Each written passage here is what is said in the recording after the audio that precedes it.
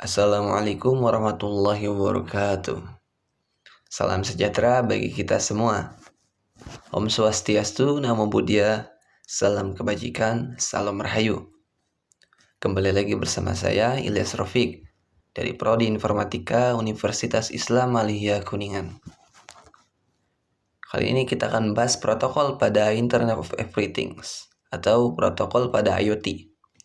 Apa itu protokol pada IoT? Adalah sekumpulan aturan komunikasi yang digunakan agar perangkat Internet of Things dapat saling bertukar data secara efisien, aman, andal melalui jaringan. Dalam ekosistem IoT, perangkat yang terhubung sangat beragam, mulai dari sensor sederhana hingga sistem industri yang kompleks. Tanpa protokol yang tepat, perangkat-perangkat tersebut tidak akan berbicara satu sama lain dengan benar. Mengapa protokol IoT sangat-sangat penting? Karena sebagian besar perangkat IoT memiliki keterbatasan sumber daya, seperti daya baterai, memori, bandwidth jaringan. Protokol yang ringan dan efisien memungkinkan perangkat tetap beroperasi dalam waktu yang lama tanpa mengorbankan performa. Selain itu, protokol juga berperan penting dalam menjaga keamanan data, terutama karena IoT sering digunakan pada sistem kritis seperti smart home, kesehatan, dan industri. Tanpa protokol IoT yang baik, sistem IoT akan rentan terhadap kegagalan komunikasi, kebocoran data, dan ketidakefisienan jaringan. Oleh karena itu, pemilihan protokol IoT yang tepat menjadi faktor kunci dalam keberhasilan implementasi suatu sistem IoT.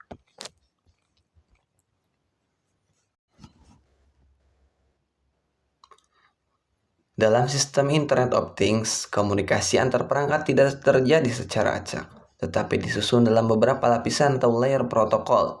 Setiap layer memiliki peran yang berbeda namun saling terhubung, sehingga data dari perangkat fisik dapat sampai ke aplikasi pengguna dengan aman dan efisien.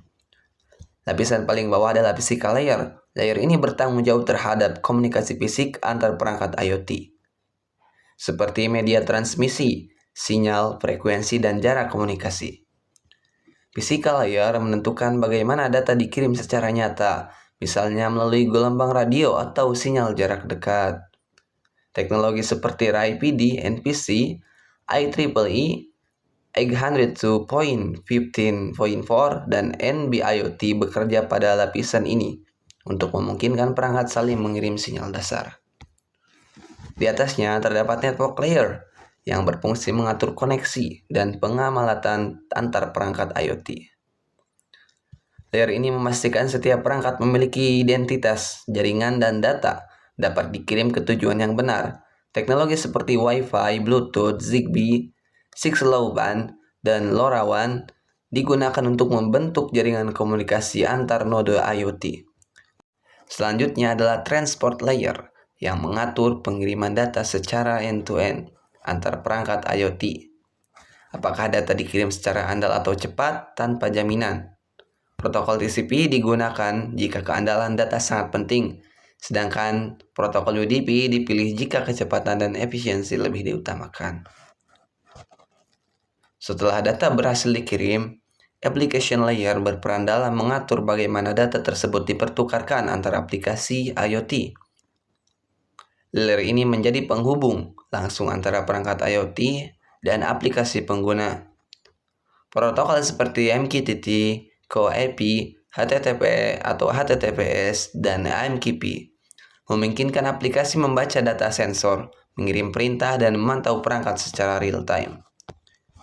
Dan yang terakhir, terdapat manajemen and security layer yang bertugas menjaga keamanan dan pengelolaan sistem IoT.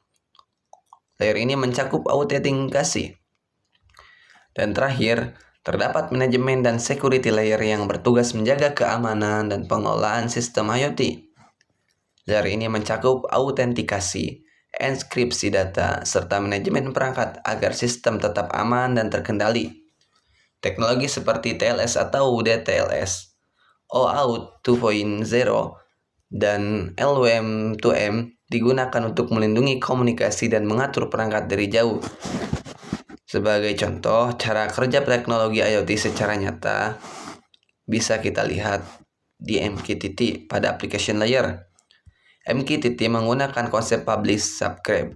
Perangkat IoT seperti sensor suhu bertindak sebagai publisher yang mengirimkan data ke IoT. Lalu kita akan melihat implementasi nyata Internet of Things di dunia nyata. IoT tidak hanya bersifat konsep, tetapi sudah banyak diterapkan secara nyata dalam kehidupan sehari-hari. Salah satu penerapan IoT yang paling umum adalah di bidang smart home. Perangkat seperti lampu, AC, kamera, keamanan, dan sensor pintu dapat dikendalikan dan dipantau melalui aplikasi secara real-time. Sistem ini meningkatkan kenyamanan, keamanan, dan efisiensi energi. Di bidang industri, IoT digunakan dalam konsep industrial IoT, memantau kondisi mesin, suhu, tekanan, dan performa produksi. Data dari sensor dikirim secara terus-menerus ke server untuk dianalisis, sehingga kerusakan mesin dapat diprediksi lebih awal. Hal ini membantu mengurangi downtime dan meningkatkan efisiensi produksi.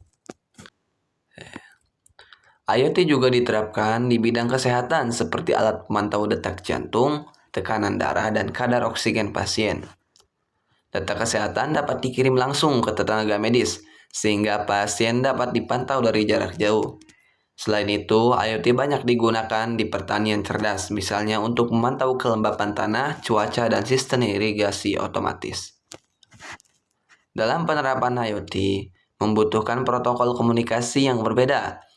Dengan protokol jaringan konvensional, protokol IoT seperti MQTT dan CoAP dirancang khusus untuk perangkat dan dengan keterbatasan daya, memori, dan bandwidth. Protokol ini bersifat ringan dan efisien, sehingga cocok untuk komunikasi sensor dan perangkat kecil. Sebaliknya, protokol non-IoT seperti HTTP lebih umum digunakan pada aplikasi web. HTTP lebih bersifat besar, sehingga kekurangan efisien jika digunakan pada perangkat IoT berskala besar. MQTT menggunakan model publish subscribe yang memungkinkan pengiriman data secara cepat dengan hemat sumber daya. Sementara CoAP dirancang agar mirip HTTP namun lebih ringan dan berjalan di atas UDP. Dengan demikian, pemilihan protokol komunikasi sangat menentukan kinerja sistem IoT. Protokol IoT lebih unggul dalam keefisiensi, skalabilitas, serta protokol non-IoT lebih cocok untuk sistem berbasis web dan aplikasi konvensional. Selanjutnya, kelebihan dan kekurangan protokol pada Internet of Everything. Protokol pada IoT memiliki banyak kelebihan yang membuatnya semakin banyak digunakan di berbagai bidang.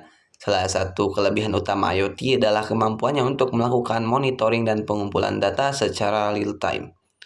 Dengan adanya sensor yang terhubung ke jaringan, data dapat dikirim dan dianalisis secara otomatis tanpa campur tangan manusia secara langsung.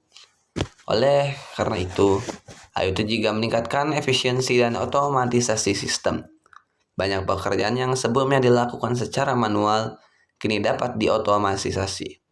Seperti pengaturan suhu ruangan, pemantauan mesin industri, hingga sistem keamanan. Hal ini dapat menghemat waktu, biaya operasional, dan mengurangi resiko kesalahan manusia. IoT juga mendukung pengambilan keputusan yang lebih akurat, karena data yang diperoleh bersifat aktual dan berkelanjutan. Namun, di balik kelebihannya, IoT juga memiliki beberapa kekurangan. Salah satu tantangan terbesar adalah keamanan dan privasi data. Karena perangkat IoT selalu terhubung ke jaringan, risiko kebocoran data dan serangan cyber menjadi lebih tinggi. Jika sistem tidak dilindungi dengan baik, selain itu IoT sangat bergantung pada koneksi internet. Jika jaringan tidak stabil atau terputus, kinerja sistem IoT akan terganggu. Kekurangan lainnya adalah kompleksitas sistem dan biaya awal implementasi. Penggunaan IoT memerlukan infrastruktur jaringan, perangkat keras, serta sistem manajemen yang tidak sederhana. Ini dapat menjadi hambatan, terutama bagi organisasi atau pengguna dengan sumber daya terbatas.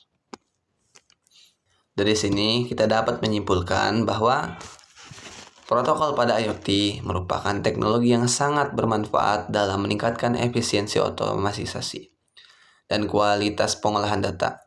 Namun penerapannya harus disertai dengan perencanaan yang matang, terutama dalam hal keamanan, infrastruktur, dan pengolahan sistem. Dengan penerapan yang tepat, IoT dapat diberikan manfaat besar dan berkelanjutan di berbagai sektor kehidupan. Dengan demikian, pemilihan protokol komunikasi sangat menentukan kinerja sistem IoT. Protokol IoT lebih unggul dalam efisiensi dan skalabilitas, sedangkan protokol non-IoT lebih cocok untuk sistem berbasis web dan aplikasi konvensional. Sekian dan terima kasih.